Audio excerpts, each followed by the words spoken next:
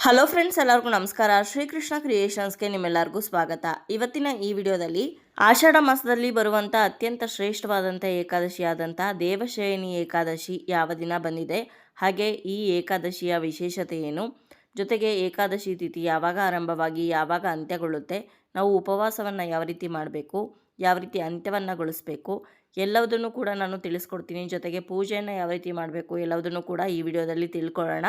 ಹಾಗಿದ್ರೆ ಇನ್ಯಾಕೆ ತಡ, ಬನ್ನಿ ವಿಡಿಯೋನ ಶುರು ಮಾಡೋಣ. ಈ ಆಷಾಢ ಮಾಸದಲ್ಲಿ ಬರುವಂಥ ಏಕಾದಶಿಯನ್ನು ದೇವಶಯನಿ ಏಕಾದಶಿ, ಪ್ರಥಮ ಏಕಾದಶಿ, ಆಷಾಢಿ ಏಕಾದಶಿ ಹಾಗೆ ಹರಿಶಯನಿ ಏಕಾದಶಿ ಅಂತ ಕರೀತಾರೆ. ಯಾಕೆ ಅಂತಂದರೆ ಪುರಾಣಗಳ ಪ್ರಕಾರ ಈ ಆಷಾಢ ಏಕಾದಶಿಯ ದಿನ ಶ್ರೀ ಮಹಾವಿಷ್ಣು ಯೋಗ ನಿದ್ರೆಗೆ ಪ್ರವೇಶ ಮಾಡುವಂತಹ ದಿನ ಅಂತ ಹೇಳ್ತಾರೆ. ಈ ದಿನದಿಂದ ಶ್ರೀ ಮಹಾವಿಷ್ಣು ಕ್ಷೀರಸಾಗರದಲ್ಲಿ ಆದಿಶೇಷನ ಮೇಲೆ 4 ತಿಂಗಳ ಕಾಲ ಯೋಗ ನಿದ್ರೆಯಲ್ಲಿ ಇರ್ತಾರೆ. ಹಾಗಾಗಿನೇ ಈ 4 ತಿಂಗಳನ್ನು ಚಾತುರ್ಮಾಸ ಅಂತ ಕರೀತಾರೆ. ಇನ್ನು ಈ ಚಾತುರ್ಮಾಸ ವ್ರತವನ್ನು ಕೆಲವೊಬ್ಬರು ತುಂಬಾ ನಿಷ್ಠೆಯಿಂದ ಆಚರಣೆ ಮಾಡ್ತಾರೆ. ಈ ಚಾತುರ್ಮಾಸದಲ್ಲಿ ಭಗವಂತನ ಆರಾಧನೆ ಮಾಡುವಂಥದ್ದು, ಜಪ ತಪ ದಾನ ಧರ್ಮಗಳನ್ನು ಮಾಡುವಂಥದ್ದು ಬಹಳನೇ ಶ್ರೇಷ್ಠ ಅಂತ ಹೇಳ್ತಾರೆ. ಹಾಗೆ ಈ ಚಾತುರ್ಮಾಸವನ್ನು ಕರೆಕ್ಟಾಗಿ ಫಾಲೋ ಮಾಡೋವರು ಯಾವುದೇ ಶುಭ ಕಾರ್ಯಗಳನ್ನು ಈ ಒಂದು ಚಾತುರ್ಮಾಸದ ಸಮಯದಲ್ಲಿ ಅಂದರೆ 4 ತಿಂಗಳ ಕಾಲ ಮಾಡೋದಿಲ್ಲ.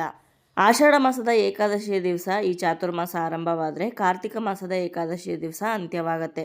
ಈ 4 ತಿಂಗಳ ಕಾಲ ಕೆಲವೊಬ್ಬರು ತುಂಬಾ ನಿಷ್ಠೆಯಿಂದ ವ್ರತವನ್ನು ಮಾಡ್ತಾರೆ. ತುಂಬಾ ಸಾತ್ವಿಕ ಆಹಾರವನ್ನು ಸೇವನೆ ಮಾಡ್ತಾ ಯಾವುದೇ ಶುಭ ಕಾರ್ಯಗಳನ್ನು ಮಾಡದೆ ಭಗವಂತನ ಆರಾಧನೆಯಲ್ಲಿ ತೊಡಗಿಸ್ಕೊಳ್ತಾರೆ. ಇಷ್ಟೊಂದು ಮಹತ್ವವಿರುವಂಥ ಈ ದೇವಶಯನಿ ಏಕಾದಶಿ ಈ ವರ್ಷ ಯಾವ ದಿನಾಂಕದಂದು ಬಂದಿದೆ, ಹಾಗೆ ಏಕಾದಶಿ ತಿಥಿ ಯಾವಾಗ ಆರಂಭವಾಗಿ ಯಾವಾಗ ಅಂತ್ಯಗೊಳ್ಳುತ್ತೆ ಅಂತ ಮೊದಲು ತಿಳ್ಕೊಳ್ಳೋಣ. ಅನಂತರ ಉಪವಾಸವನ್ನು ಹೇಗೆ ಮಾಡಬೇಕು, ಯಾವಾಗ ಅಂತ್ಯಗೊಳಿಸಬೇಕು, ಪೂಜೆಯನ್ನು ಯಾವ ಸಮಯದಲ್ಲಿ ಮಾಡಬೇಕು, ಹೇಗೆ ಮಾಡಬೇಕು ಅಂತ ತಿಳಿಸ್ಕೊಡ್ತೀನಿ. ದೇವಶಯನಿ ಏಕಾದಶಿ ಈ ವರ್ಷ ಅಂದರೆ 2026ನೇ ಇಸ್ವಿಯಲ್ಲಿ ಜುಲೈ 25ನೇ ತಾರೀಕು ಶನಿವಾರದ ದಿವಸ ಬಂದಿದೆ. ಈ ವರ್ಷ ದೇವಶಯನಿ ಏಕಾದಶಿ ವಿಷ್ಣುವಿನ ದಿನವಾದಂಥ ಶನಿವಾರದ ದಿವಸನೇ ಬಂದಿರೋದ್ರಿಂದ ಬಹಳನೇ ವಿಶೇಷ ಅಂತ ಹೇಳ್ಬೋದು. ಹಾಗಿದ್ರೆ ಇವಾಗ ಏಕಾದಶಿ ತಿಥಿ ಯಾವಾಗ ಆರಂಭವಾಗಿ ಯಾವಾಗ ಅಂತ್ಯಗೊಳ್ಳುತ್ತೆ ಅಂತ ತಿಳ್ಕೊಳ್ಳೋಣ. ಏಕಾದಶಿ ತಿಥಿ ಆರಂಭವಾಗುವಂಥದ್ದು ಜುಲೈ 24ನೇ ತಾರೀಕು ಶುಕ್ರವಾರದ ದಿವಸ ಬೆಳಗ್ಗೆ 9:12 ಆರಂಭವಾಗಿ ಜುಲೈ 25ನೇ ತಾರೀಕು ಶನಿವಾರದ ದಿವಸ ಬೆಳಗ್ಗೆ 11:34 ಅಂತ್ಯವಾಗುತ್ತೆ. ಇಲ್ಲಿ ನೀವು ಸರಿಯಾಗಿ ನೋಡಿದ್ರೆ ಹೆಚ್ಚಿನ ಪ್ರಮಾಣದ ಏಕಾದಶಿ ತಿಥಿ ಜುಲೈ 24ನೇ ತಾರೀಕು ಶುಕ್ರವಾರದ ದಿವಸ ಇದ್ದರೂ ಕೂಡ ಸೂರ್ಯ ಉದಯ ಆಗುವಂತಹ ತಿಥಿ ಜುಲೈ 25ನೇ ತಾರೀಕು ಬಂದಿರೋದ್ರಿಂದ ನಾವು ಏಕಾದಶಿ ಪೂಜೆಯನ್ನು ವ್ರತವನ್ನು ಜುಲೈ 25ನೇ ತಾರೀಕು ಶನಿವಾರದ ದಿವಸನೇ ಆಚರಣೆ ಮಾಡಬೇಕಾಗಿದೆ.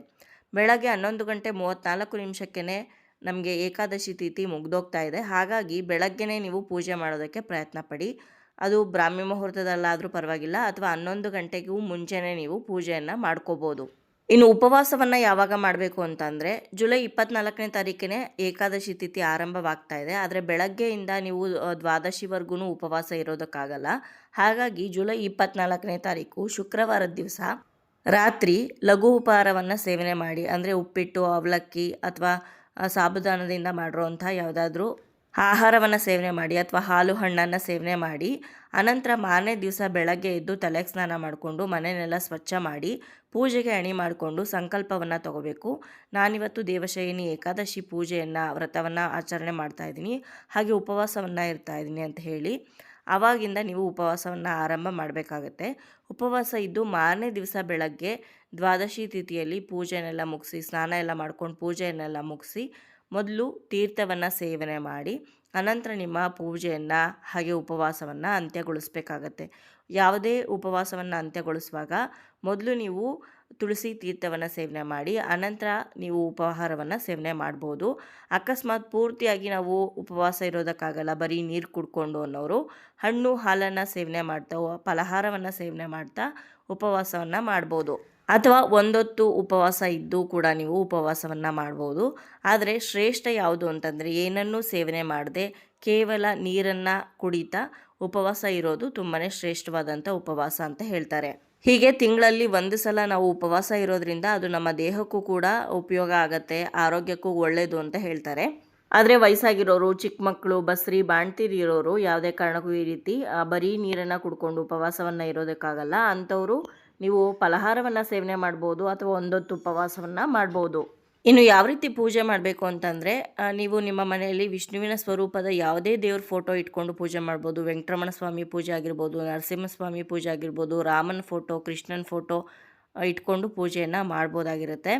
ಇನ್ನು ತುಪ್ಪದ ದೀಪವನ್ನು ಹಚ್ಚಿ ತುಳಸಿಯನ್ನು ವಿಷ್ಣುವಿಗೆ ಅರ್ಪಿಸಿ, ನಿಮ್ಮ ಮನೆಯಲ್ಲಿ ವಿಷ್ಣುವಿನ ವಿಗ್ರಹ ಇದ್ದರೆ ಅಥವಾ ವಿಷ್ಣುವಿನ ಸ್ವರೂಪದ ಯಾವುದೇ ವಿಗ್ರಹ ಇದ್ದರೂ ಕೂಡ ಆ ವಿಗ್ರಹಗಳಿಗೆ ಅಭಿಷೇಕವನ್ನು ಮಾಡಿ ಹೊಸದಾಗಿ ಕಳಸವನ್ನು ಸ್ಥಾಪನೆ ಮಾಡಿ ಅಥವಾ ದೇವರ ಸಾಮಗ್ರಿಗಳನ್ನು ತೊಳ್ಕೊಬೋದು. ಏಕಾದಶಿ ದಿವಸ ತುಂಬ ಒಳ್ಳೆಯದು ದೇವರ ಸಾಮಗ್ರಿಗಳನ್ನು ತೊಳೆಯೋದಕ್ಕೆ.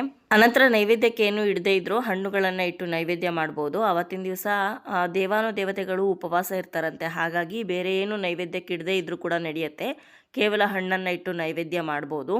ಇನ್ನು ಉಪವಾಸವನ್ನು ಇದ್ದು ಏಕಾದಶಿ ವ್ರತವನ್ನು ಮಾಡ್ತಾ ಇದ್ದೀರಾ ಅಂತಂದರೆ ನೀವು ಜಪವನ್ನು ಮಾಡೋದು, ಹಾಗೆ ವಿಷ್ಣು ಸಹಸ್ರನಾಮವನ್ನು ಪಠನೆ ಮಾಡೋದು ಬಹಳನೇ ಶ್ರೇಷ್ಠ.